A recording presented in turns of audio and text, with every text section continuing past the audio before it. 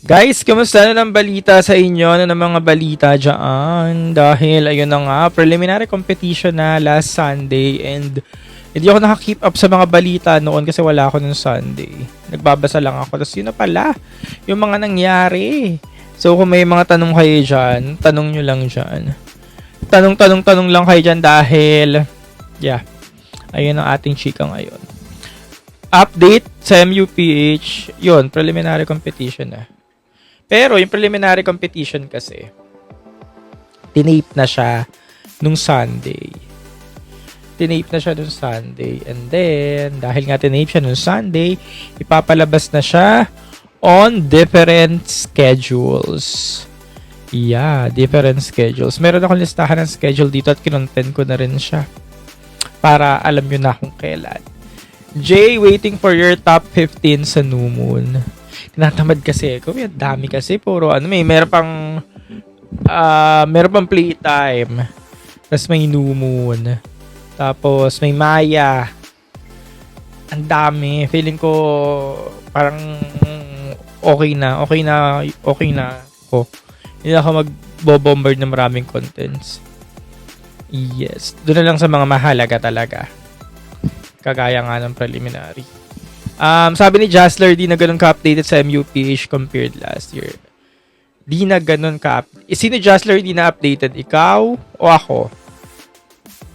Aim, May Tolentino, hello. May totoo bang chismis na may nadapa daw? Hindi ko alam. Hindi ko alam kung may nadapa. Abangan na lang natin. Tsaka kung merong nadapa, malamang hindi na siya ipapakita dun sa ilalabas sa preliminary competition kasi syempre nalinis na yon, naayos na yon, di ba? Kaya ayun, abangan na lang natin. April 5 to 11 votings for the evening gown, and then April 12 to 18 swimsuit naman yon, and then April 19 to 25 ang interview challenge. Ayun. Sabi ni Jazzler, Nicole pa rin daw ang MUPH niya. Sabi ni number 2, beadless daw ang gown. Yun yung balita, para may requirement sila during the preliminary competition na dapat beadless ang mga gowns. Pero hindi ako sure dyan ha, kasi after nung preliminary competition last Sunday, ang dami ng mga naglabasang mga tea, chika, usap-usapan, chismis. Pero wala naman akong nakumpirma kahit isa doon. Ngayon, kung may nagkumpirma based sa mga nasagap nyo, di ba ka-confirm talaga na ganun yung mga eksena. Kailan ang prelims? Na-tape na siya last Sunday. Sobrang haba nga nung event last Sunday. As in, ang tagal niya natapos. Sobrang as in. Tapos, yun nga, ilalabas siya April 5 to 11, 12 to 18, and then 19 to 25. Yes. Dalawa lang daw ang sumunod, sabi ni May. Hindi ko alam, May, kung totoo yan na, pero nabasa ko yan. Na, okay, beadless, dalawa lang daw ang sumunod. Ganyan. Pero hindi ko talaga alam. Abangan na lang natin pag nilabas yung evening gown nila April 5. Mauna yan eh. April 5. Yes. Sino bet mo na bet ko for MU? Nabanggit ko na last live pero baka mag-iba ulit after nitong mga ilalabas nilang preliminary video. Maharut, hindi ka late, Maharut. Again, sa mga viewers natin, guys, magandang gabi. Quick live lang tayo, quick chika ng mga nangyari previously. Kasi nga po, ayan, wala tayong napag-usapan last time. Last Sunday, tinape yung preliminaries and then, yeah. Sabi ni Jazzler, no offense, pero naboboringan daw siya sa MUPH. Bakit Jazzler? Hindi, alam ko Jazzler, naboboringan ka kasi baka hindi nga ito or wala dito yung wishlist mo. Depende kasi yan sa candidates eh. Had it been na nandito yung wishlist mo, sino ba wishlist mo, panigurado hindi ka maboboringan. Yung pinaka-heavy wishlist mo. So, depende lang naman yan eh kung sino yung nandito ngayon sa roster. Era, hello! Balita kay MUPH Batangas. Actually, hindi ko din alam. Ang dami kong hindi alam, no?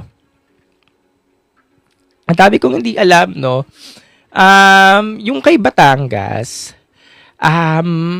kasi di ba nagkaroon sila ng issue ng national director niya, local director versus handler. Parang ganyan. Na to the point na dapat ipo-pull out na siya ng local director niya sa competition.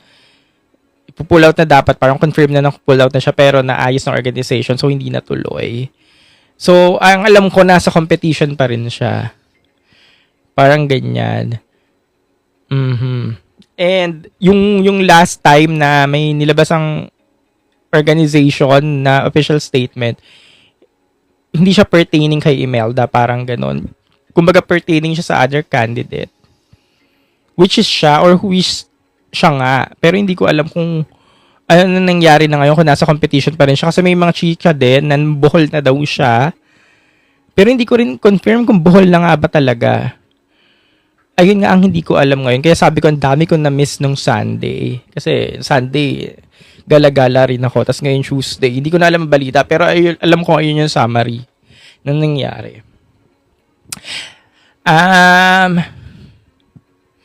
Sir Carl H. Tenoria for the universe. Yes, si Mama Edge. Kuya Tots, na inalis na ata Miso yung ME sa Grand. Inalis ng Miso yung ME sa Grand Slam pageants. Yun yung ano nila bet nila Depende naman yan Kunyari ako yung page, ito yung gusto ko. Di go lang. Kung irarank nyo po si Negros Occidental, ano pong rank? Negros Occidental, wala pa naman kasing prelims, pero based sa last outings nila, ang huling nakita natin, Aqua Boracay. Mga 14 to 15, ganyan. Top 15, carry na. Anong bagay daw na crown kay Pampanga, Supra or Universe? Mr. Jaco, hello! So, yan nga po ang latest update, guys, ha. April 5 to 11. Ito na yan, next week na. Kailan ba April 5 to 11? Sunday! This coming Sunday, Easter Sunday. Ilalabas na yung evening gown. Tapos, doon na rin ang start ng votings for the evening gown. Kung sino yung mauuna doon, highest voters, siya yung papasok sa next round, swimsuit presentation na yon. So, yung mga nanguna lang dun sa botohan, yung ilalabas yung swimsuit presentation na i-ere sa April 12 to 18. Kung sino naman yung papasok doon, kung sino yung mga highest voters din, siya rin ang uusad sa interview challenge. 19 to 25 yon na pre-tape or na-record na lahat yan. So, pre-recorded na. Ilalabas na lang kung sino yung mga umusad. And then, 10 ang pipiliin doon. Matik, yung 10 yon. Matik, yung 10 yon ay may special spot na sa finals on May 1. So, may mga nagsasabi unfair siya. For me, hindi siya unfair kasi sobrang dami. 30 over 50 ang pipiliin, 20 ang may iwan, 30 ang mapipili. Sobrang dami niya as in. So, lahat may chance Yung mga feeling nyo hindi makakapasok, papasok sila kasi nga sobrang dami ng cut. Tapos yung mga feeling nyo or feeling ko hindi ako papasok, sa botohan na babawi para makausad ako sa semifinal. So, hindi siya, maganda siya in a way kasi yun, lahat may chance, lahat papasok talaga, diba? Kaya, go lang ng go. Yung mga bet nyo, yung mga heavy front runners, for sure papasok yan. Kasi, kahit hindi yan iboto, bet yan ng selection committees. Sponsor awards. So, dun sila papasok. Kahit hindi yan mataas sa botohan. So, yung votings talaga, mas papabor talaga yan. Dun sa mga candidates na may makinarya, pero hindi masyadong nagsisirculate sa social media or hindi masyadong nagtatap sa lahat ng mga listahan or sabihin na natin mga hindi kilalang candidates. Yun. Kaya, yun yung chance talaga nila para makapasok. Kay Josler daw, thoughts kay Occidental Mindoro, papasok siya. Papasok siya basta umariba sila sa votings. Ang alam ko naman dito kay Occidental Mindoro, well supported naman yan ng local government unit nila. So, supportahan nyo, boto para pumasok. Kasi mahina rin yung niya, ng fan base So, dun talaga yan makakuha na malaking vote. So, kung Josler, kung bet mo sa Occidental Mindoro, vote na. Sino ba si Occidental Mindoro? Si Nel Silva. So, vote na for Occidental Mindoro. Ang voting app na gagamitin ay hindi ko pwedeng disclose dito pero tingnan nyo na lang sa page. Bet mo sa Miss Cosmo. Sino daw ang bet natin sa Miss Cosmo? Nicole Borromeo. Si Nicole Borromeo as of now. Ano pong update sa Binibining Pilipinas? Yun, naglabas na sila ng photo ng mga headshot photo nila na half body. Yun, pero hindi pa kasi ako nakatutok sa Binibini kasi tapusin ko na muna tong MUPH. Kaya sa mga naghahanap ng mga Binibini updates, punta lang kayo sa page ng Binibining Pilipinas kasi nandun lahat ng updates. Sino top 10 mo? Maaga pa magsabi as of now pero I have my top 5 as of now. Top 5 ko as of now, ang basehan ko yung Ako Boracay lang, tsaka yung lahat na headshot, yung mga last outings nila, sponsor outings, yung mga recent activities ba nila, ganyan. So yung top 5 ko pa rin, si Bea, La Union, si Pampanga, si Allison Hetland, si Roxy Bayans, Baguio, si April Smith, Cebu City, tsaka si Bella Ismael, Taguig, sila pa din. Pero guys, ayun nga, ang kukunin naman dyan, 6 or 7 or 8. Kasi nga, di ba may dalawang runner-up. Tapos yun, yung mga crowns pa. Second tier crown. So, marami naman, more chance of winning. Bella Ismael for Cosmo. Personally, hindi ko siya for Cosmo kasi hindi ko nga siya nakikita for Cosmo. Universe or nothing. For me, Bella.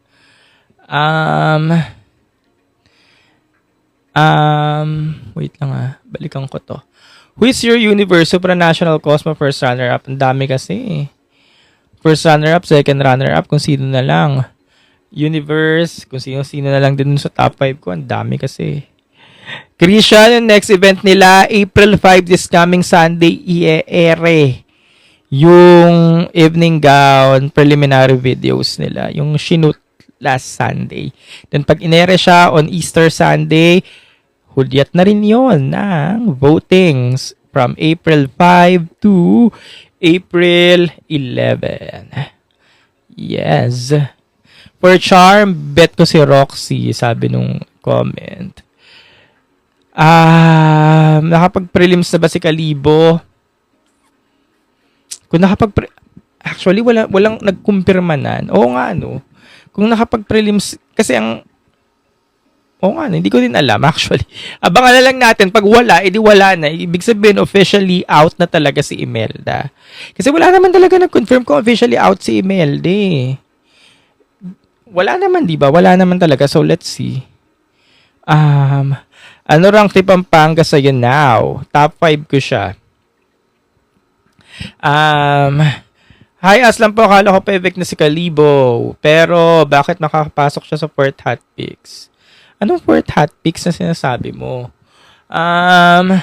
Anong masasabi mo kay Oriental Mindoro sa Binibining Pilipinas?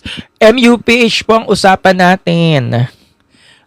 Sa tingin niya papasok sa Tarlac sa top 10? Yes. I believe madali lang yun kay Maria na pumasok sa top 10. Yung papasok sa top 10, syempre papasok sa top 10, manggagaling naman yun sa finals eh. Kung sino magpe-perform sa May 1 sa finals. So, madali lang yan basta ma-ace nila yung swimsuit competition. Sana upload daw ang prelims, malamang sa Empire TV YouTube channel. So, dun lang tayo mag-aabang. Empire TV YouTube channel. Siguro around 6 p.m. yan. Ganyan. Top 12 siguro ang kukunin. Oo nga. Baka hindi naman top 10. Kaya more chances of winning like last year. And yun nga, may PINA votings pa din. PINA votings, like for example, last year, si Chelsea manalo yung PINA votings. Mataas na mataas talaga sa PINA votings. Kaya automatic nag-top 6 si Chelsea. Tapos dalawa silang umusad sa top 12 ni Quirino. Dalawa sila, no? Oo, tama, ganun, no? So, this year, ganun din. Ganun din siya. Joey, hindi din ba inallowed ng pageant media sa prelims? Hindi po. Very close yung nangyari ng Sunday. As in, yung mga officers lang And yon judges, ganyan. And sila lang yun nandun. May mga pageant media nag-cover, nasa labas lang ng City of Dreams, ganun. Tapos, nag-video lang ng mga lumalabas, ganyan. Mark Johnson, wala na ba si Tut? Wala na po kasi ang ano nila ngayon, tie up si Playtime. Yes. Anong bet mo kay Zesta? Sabi ni Cedric. Kaya naman mag-top 5 na ni Zesta. Sabi ko nga last live ko. Basta, aribahin niya lang. Aribahin. Ayusin niya lang talaga yung evening gown. Kasi hindi naman talaga magkakatalo eh. Perfect evening gown moment. Basta, ayusin niya lang yung evening gown. Kaya niyan mag-top 5, 6, or 7. Pero again, ang daming kakalabanin sa evening gown ha. Maraming mahirap pataubin pagdating sa evening gown. Kaya kailangan talagang ayusin ang evening gown performance pagdating sa finals. Pasok sa isa Pampanga sa type 5. Yes, less 4. Kasi yung Batangas na naging Bohol, hindi ko rin talaga confirmed. Kasi wala naman announcement eh. Na okay, Bohol na ako, wala. Makonfirma natin yan kapag lumabas na sila sa preliminary competition. Kung ano ng sash ni Batangas or sa mga susunod nilang activities. Kasi wala rin naman, even sa page ng ano, wala naman, ganyan na ako, ganun. Wala akong na-confirm. May Mythical 5 ka ba? Walang Mythical 5 ngayon. Kasi kaya lang naman nagka-Mythical 5 last year. Kasi yun yung mga veterans na nanggaling na sa international pageant kaya sila tinawag na Mythical 5. Ngayon mukhang wala namang Mythical 5 eh. For me, Mythical 5 na term, exclusive lang siya sa mga veterans or sa mga queens na nakapag-international na. Then, nag-Miss Universe Philippines, tas nagsama-sama sila. Dumikit Mythical 5 yun. Kaya nabuo yung Mythical 5 last year. Yung Aqua daw, ang galing daw ng intro ni Zesta kasi very modulate yung voice niya. Zesta Shalom Espinosa. Iloilo City. So, ayun, yung inaabangan natin. Again, preliminary competition, April 5 to 11, 12 to 18, 19 to 25, final 10 candidates i-announce na sa April 25 during the Misamis Occidental Tour. Yun nga pala, may Misamis Occidental Tour pa, April 21 to 26. Ang daming bayan sa Misamis Occidental ang pupuntahan. So sa mga viewers natin na taga Misamis Occidental, ayan, makikita nyo ang ating mga delegates doon. Pero bago Misamis Occidental, April 16, National Costume, Pangasinan. Daming event to. Ako nahihilo sa schedule eh. Sabi ni Joey, katakot daw. Baka matulad to sa batch 2024, biglang Chelsea Manalo. Tinalo si Atisa and other veterans. Kineso. Depende kung may magsha-shine talaga. As in, shine talaga. Pero pwede siyang mangyari. Kasi wala naman talagang cleared winner. Maraming umuusad na, marami na nagsha-shine, pero wala talaga yung cleared. May mga heavy front runners, may mga bet tayo na sa tingin natin siya talaga yung bagay sa Puerto Rico. Pero, hindi talaga sila yung clear na siya yun. Kaya, more chance of winning para sa ibang girls. Kailan schedule nila sa Trinoma? Hindi ko alam. Ano bang hindi ko alam kung may schedule. Normally, ginaganap nila sa Trinoma or SM North, yung mga Everbilena, ganyan. Pero hindi ko alam kung meron silang activities. Parang wala na. Kasi, bigay sa pagkakaalam ko sa schedule nila ngayon, sobrang hectic na. Hindi ko alam kung may masisingit pang ganyan eh. Wala na talaga. Wala na. Ano na lang inaabangan natin? National Costume, April 16. April 16 National Costume, Misamis Occidental, 21 to 26. I'm not sure lang sa April 8 kung may activity. Next week. Hindi ko lang alam kung meron kasi biglaan din sila. Plain lang daw gown sa evening gown nila sa preliminary. Ayun yung sabi. Pero hindi ko alam kung totoo. Magkantayin na lang tayo. May base na nalaman ko, tanggal na talaga si Imelda. Ang issue is bumibisita sila sa hospital. Nabasa ko din yung bumibisita sa hospital, mga ganyan. Pero, E di Chugi na, basta abangan na lang natin sa prelims. Kung nandun siya, pag wala, edi tanggal na. Mhm. Manood ka sa final, hindi pa po ako sure. Pero kung manood ako, magkita-kita na lang tayo. So kung may mga tanong pa kayo dyan, sige lang. Ano ba? Holy Week. Holy Week na ngayon. So, kumusta mga Holy Week nyo? Kayo ba ay mga ano ba yun? Nilay-nilay? So, mga susunod na live natin, mag-aano tayo? Q&A ulit. Like, ginawa natin last year, nung Holy Week. Tapos, ang question natin noon, naalala nyo last year ang question natin kung sino yung Miss Universe na ganyan-ganyan. Ganun yung ginagawa natin nung Holy Week eh. Kasi kailangan natin magnilay-nilay din. Sultan Kudarat. Ayan.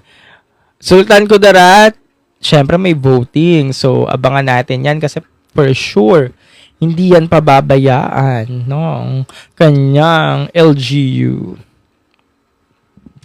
Kaya, yun yung mga manguna.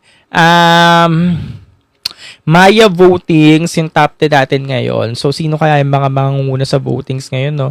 Kasi sa PINA votings, yung mga nangunguna, yung mga hindi masyadong kilalang candidates. Yung mga hindi masyadong pinag-uusapan. So, dapat lang talagang gawin nila yon para makapasok sila. So, this time, sa preliminary, through Maya voting, so, sino kaya mga mangunguna ngayon? So, sa tingin nyo? MGA All-Stars, ang candidate na lang bang kulang? Ang sabi kasi 5 ang Filipina dyan. Pero wala naman sinabi kasing rules na 5 lang dapat each countries. So, pwedeng oo, pwedeng hindi. So, abangan na lang natin. May or June yan eh. Charles, yung preliminary competition ba may mga audience? Wala po. Sabi ni Coco, money, MUPH ngayon kairita naman. Oo, alam ko ang simpatya nyo. Marami talaga mga no off. Dahil nga, syempre, more votings talaga ang MUPH edition ngayon. At iba-ibang platform siya. May Pina, may Maya, may iba pa nga, may playtime pa. Lahat yan botohan.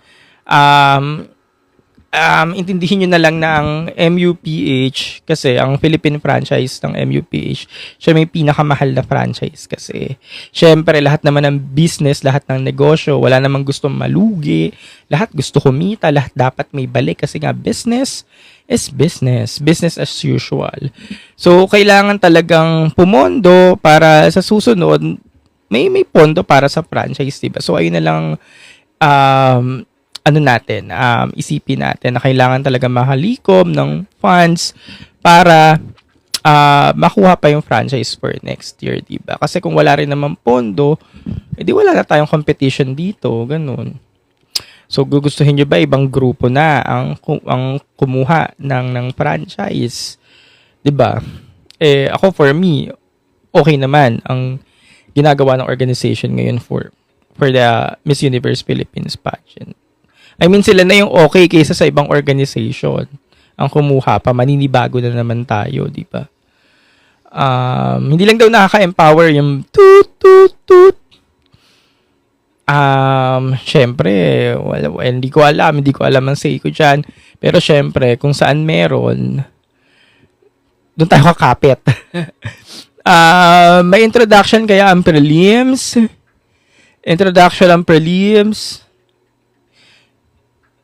Ay, nang hindi ko alam.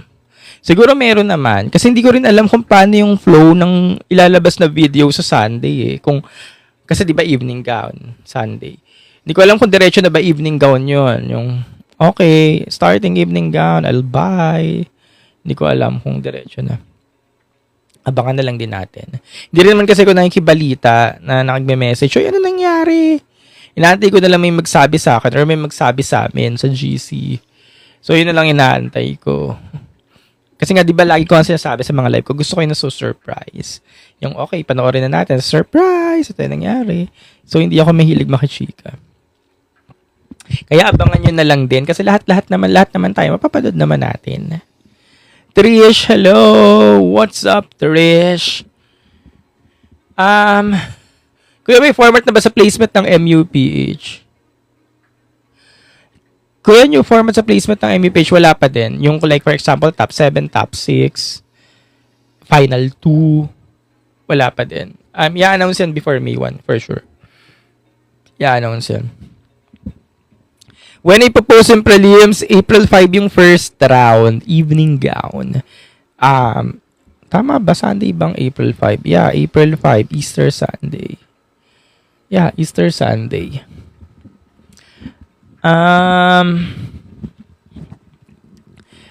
Ano pa? So, yung last Saturday, nag-ever bilena ba kayo last Saturday? Kumusta yung ever bilena nyo? Ever bilena experience? Anong eksena nyo na doon? Kasi parang ang saya-saya niya, nakikita ko sa mga post. Ano siya? Talagang bonding with pageant fanies.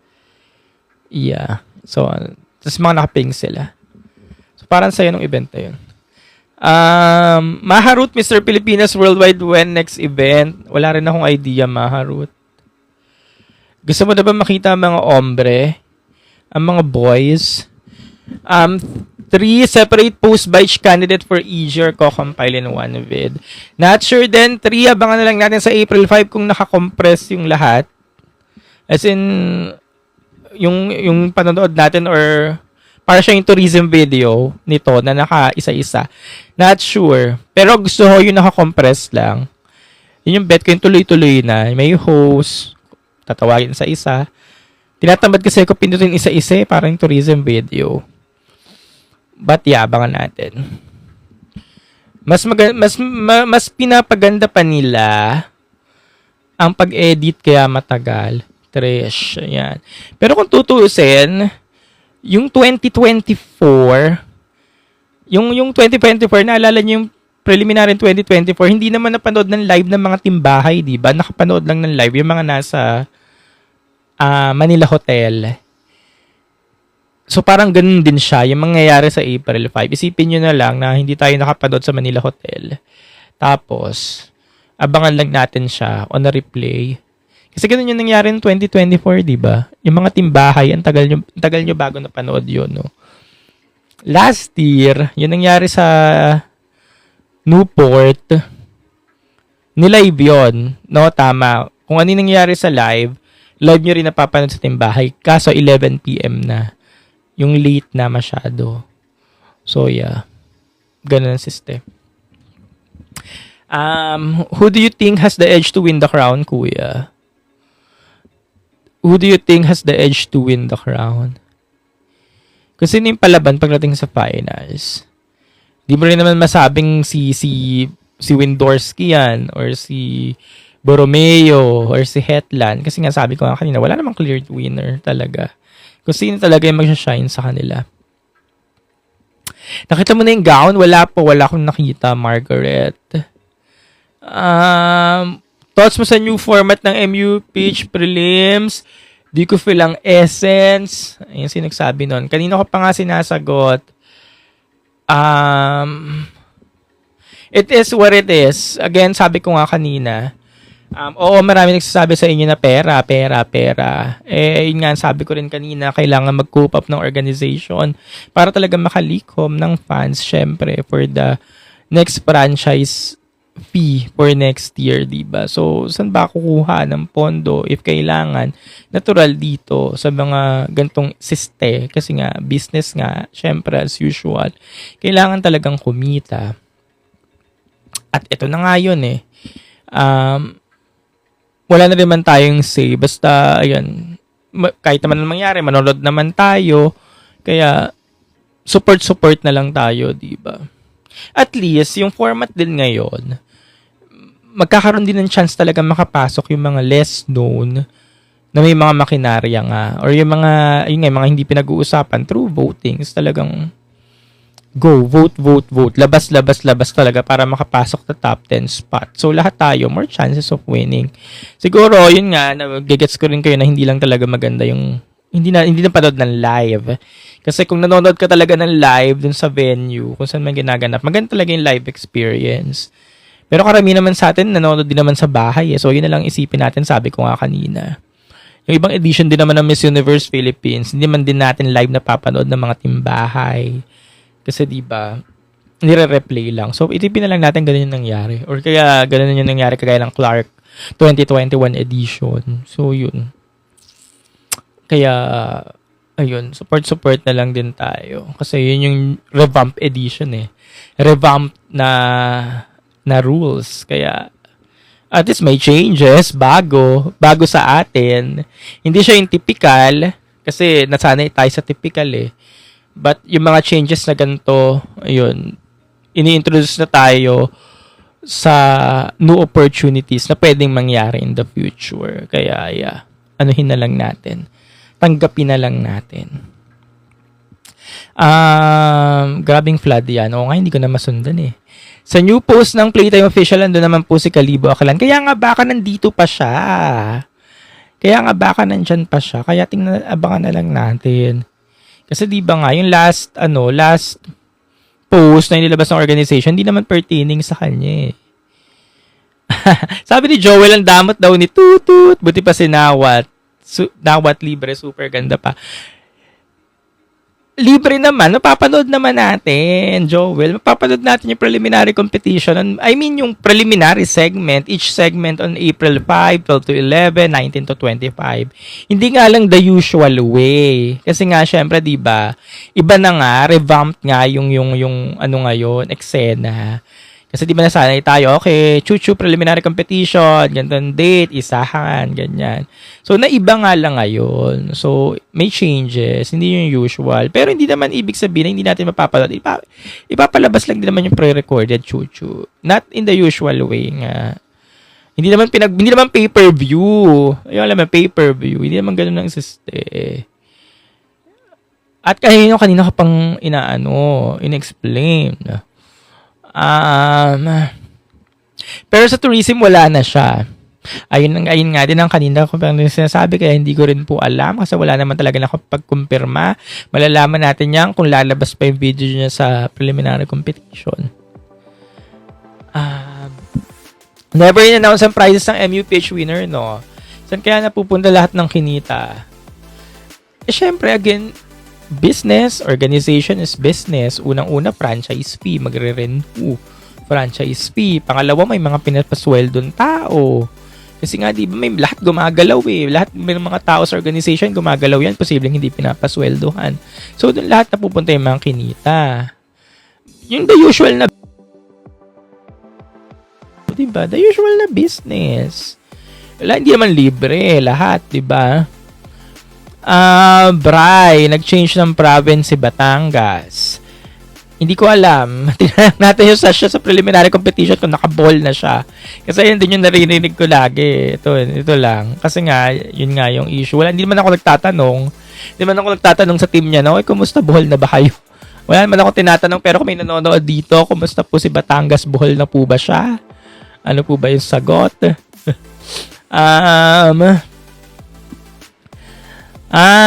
Yun. Again guys, yun lang naman ang ating updates at preliminary competition, and i-air siya first segment on Sunday.